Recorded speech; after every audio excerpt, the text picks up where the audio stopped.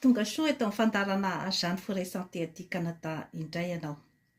Amin'ny tapany voalohany izany isika dia hiresaka momba ny conférence de presse voalohany nataon'ny filoham-pirenena Colonel Michael taorian'ny nandraisan'ny fitondrana ny tany sy ny fanjakana tao Madagasikara. Amin'ny tapany faharoa izany isika dia hiresaka momba ilay émeraude hita tao amin'ny lampam-panjakana Ambohitsiroitra. Tonga soa ato amin'ny fantarana Jeanne Forêt Santé aty Canada indray ianao.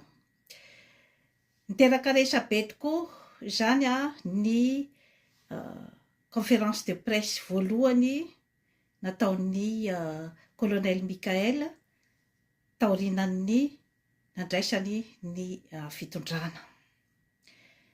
Teo amin'ny resaka forme moa izy izany dia hita fa tena nisy karazana fanetretena betsaka izany ny présentation nataony satria dia tao anatin'ny tenue militaire izy izany no nanao ny conférence de presse ary tena ampitoniana ny famalina ny fanontaniana ary na eo amin'ny resaka hoe fombafombany amin'ny andavanandro ny tenako moa zany tsy mahalala azy amin'ny hoe colonel Michael azy fa ny fahitako azy zany ny fombafombany hatramin'izay hoe nijoroany amin'ny maha filoham-pirenena azy izay dia amin'ny ankapobeny dia azo lazaina zany izy hoe olona feno fanetretena ary olona manana calme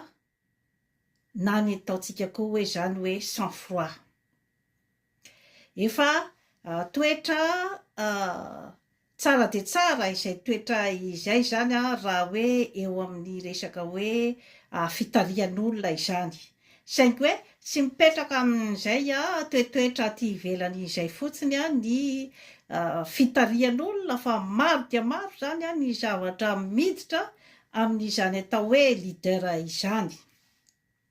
Efa nanaovako émission teto izany hoe ohatraohatry ny ahoana ny toetetran'izany hoe leader mahomby. Tamin'io conférence de presse io zany dia maro dia maro zany ny réaction, misy ny tsy nankasitraka ny pitsopitsony ny zavatra izay nolazain'ny colonel Michael izany misy ihany koa zany ny